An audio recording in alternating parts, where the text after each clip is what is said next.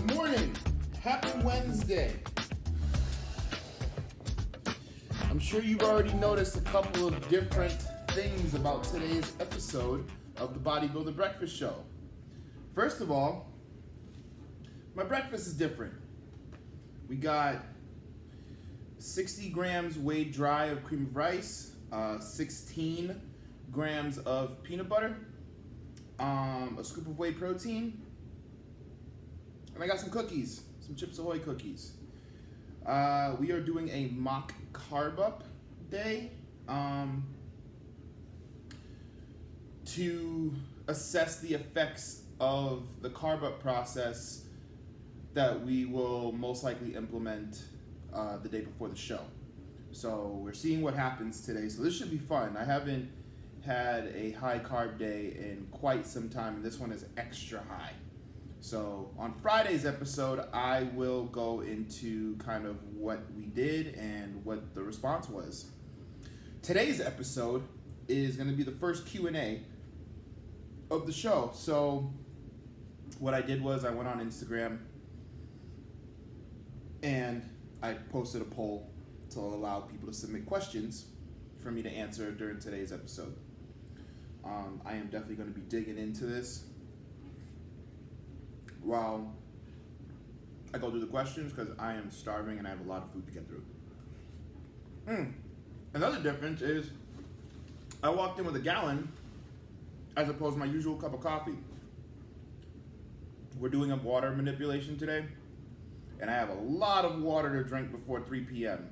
So this is a refilled gallon. I had already started drinking, so I'm going at it. Anyway, okay, so I'm gonna get right into the questions.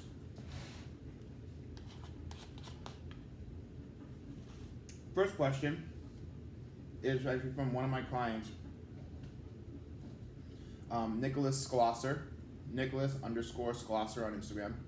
His question was, do you have any tips for building a good YouTube channel that impacts others? So, I think the problem that a lot of people make with social media is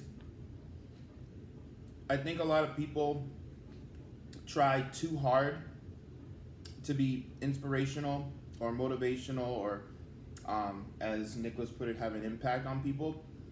Instead of just being themselves, promoting what they feel makes them, instead of promoting what makes them feel good or what they're passionate about. Let me just rescind everything I just said. Instead of promoting what they are passionate about, they try to do what's trendy and what other people are doing that those other people are having success with instead of just following their own passion. So you have to determine, how do you want to make an impact, right? How do you want to be an influence and positive figure towards people? And if it's from a fitness standpoint, just genuinely give a shit about people. That's really what it comes down to. If you give a shit about the people that you are trying to talk to, your actions subsequently will lead you to do the things that need to be done to make sure you know what you need to know to be able to speak on certain topics that'll help other people, because you'll always be coming from a place of help. So it's not about building a channel that has an impact. It's about you finding the method through which you want to have an impact and then using your YouTube channel as the medium for it. That's why I started the show, because I wanted to provide a platform for people, a platform and avenue for people to be able to go to receive the information and support that they need. That's also why I have my private Facebook group, so people can have another avenue to have the support that they need, and information that they can glean from. And I believe that there is a special connection when you're able to actually see the person's face that's telling you the information and be able to hear their voice, as opposed to just only reading text. Now, everybody learns differently, so that's why I have the private Facebook group. That's where I do all my writing.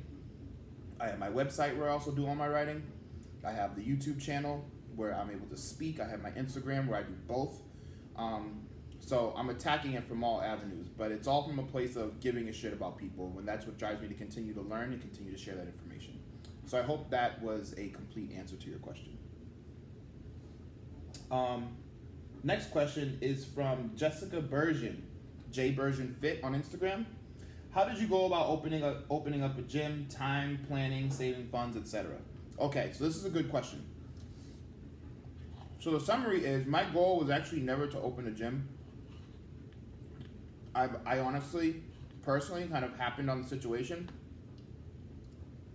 So myself, when I started dating Anastasia, the process of building the gym was already underway when I met her, because she had already connected with our current business partners and already had kind of the wheels in motion and had already been saving money up for it. And then I came along, we started dating, I met her business partners, we all became friends. They saw my knowledge, my status as a pro, what I brought to the table from an intellectual standpoint, and they wanted me involved from that point forward. So I became involved, started contributing money to a much smaller degree than they were, obviously, because I was fresh on the scene. But I helped them shop for a facility. When we got all the equipment, I helped put all the equipment together. I'm the one that fixes everything in the gym. So there are a lot of different ways that I ended up contributing other than financially. But I will say this, Anastasia saved for about 2-3 years while they were doing all this planning to ensure that when it was time to pull the trigger, she was ready. So you want to save money years in advance. In addition, no matter how much you save, it will never be enough. I'll tell you that right now. There will always be other expenses that you just don't think about. Perfect example, we got all the gym equipment together, we're ready to go, and then we're like, shit, we need a front desk. We don't have a front desk. Oh shit, we don't have a computer to check in members. Little things like that just we didn't think about in the beginning. So there will always be other expenses that just don't cross your mind until they come up and that you didn't necessarily actively plan for because it just wasn't top of mind. So yeah, it's definitely years. And it's years of saving money and then years of actually shopping for the right facility that has a good location, preferably close to the highway, like we tried to do, so that it's easy access for a lot of people, etc. So there's definitely a lot that goes into it, but that's pretty much the gist of it. I hope that was a good answer. Excuse me for burping. And third question comes from one of my clients, Tyler O. Mills on Instagram.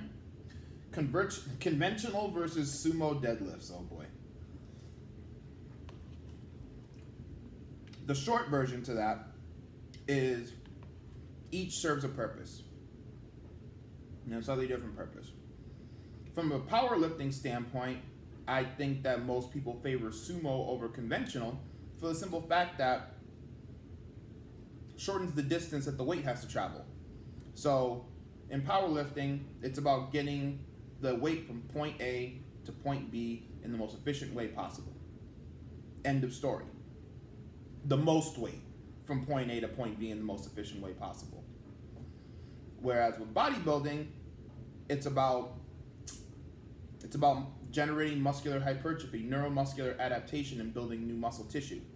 So in that sense, in my opinion, conventional is a more efficient movement for generating neuromuscular adaptation, for building more muscle tissue, for the simple fact that there's a greater range of motion that the muscle has to travel through, thus generating a greater stimulus. If your goal is just to move the weight from is more efficient movement of the weight, then sumo is better because you shorten the range of motion. So you don't have to travel as far, thusly you, in theory, exert less energy, thus making the movement more efficient. They still work the same muscle groups. They're still both posterior chain movements, and one could argue that you'll still develop muscle and hypertrophy from getting stronger on a sumo than same as with a conventional. But to me, knowing what I know about neuromuscular adaptation, conventional makes more sense from a muscle building standpoint, and sumo makes more sense from a efficiency standpoint. So, hope that was a good answer. Last question. comes from Saunch, SAUNCH_. What would you say is your most improved area this season? Man, honestly, my shoulders and my arms, for sure. They have always been a weak point for me during prep and in off season. And when I'm in prep and I'm in a calorie deficit, my shoulders and arms are always the first things to go flat and lose their pop and separation. That really hasn't happened this prep, and I think that's a combination of strong nutritional guidance from my coach, Will Castillo, as well as meticulous training programming on my part. So I organize my training around preserving my arm and shoulder muscle tissue. So I do a push-pull leg split, and then I have a shoulder and arm day. I also squeeze extra arm work in at the beginning of my leg days. So arms get touched every single time I train, and as a result, I've been able to preserve that tissue, and my arms really haven't gotten smaller. And my shoulders have gotten rounder. And just getting stronger on heavy compound movements that I didn't really prioritize for shoulders in the past has been a big deal. And then getting stronger in my arm movements, treating my arm movements the same way that I was treating like my chest presses and my deadlifts in terms of progressive overload. So my attitude, the way I approached my training, and then the frequency of it, and the meticulousness of my planning has led to my weak areas no longer being weak areas. So I found the formula that works. Good question. Very good question. Okay, so that's all the questions I'm going to answer for today. I'm already 12 minutes. It's actually the longest video I've done for the show. So I'm going to start making sure that I monitor how many questions I answer each episode so I don't make the videos too long. But thank you again for watching. I really appreciate all the support that you guys are giving me. Give the video a like and subscribe. Share if it's been helpful, if this episode in the series has been helpful. And then I'm gonna try and I'll probably do a Q&A episode once a week or once every other week, something like that. I still want to stick to the main theme of why I started the show in the first place. But I'll definitely do more Q&As. So submit questions and I will save them and answer them and shout you out when I do. All right, guys. Hope you guys have a wonderful day. I'm gonna get back to this food. Talk to you later. Peace.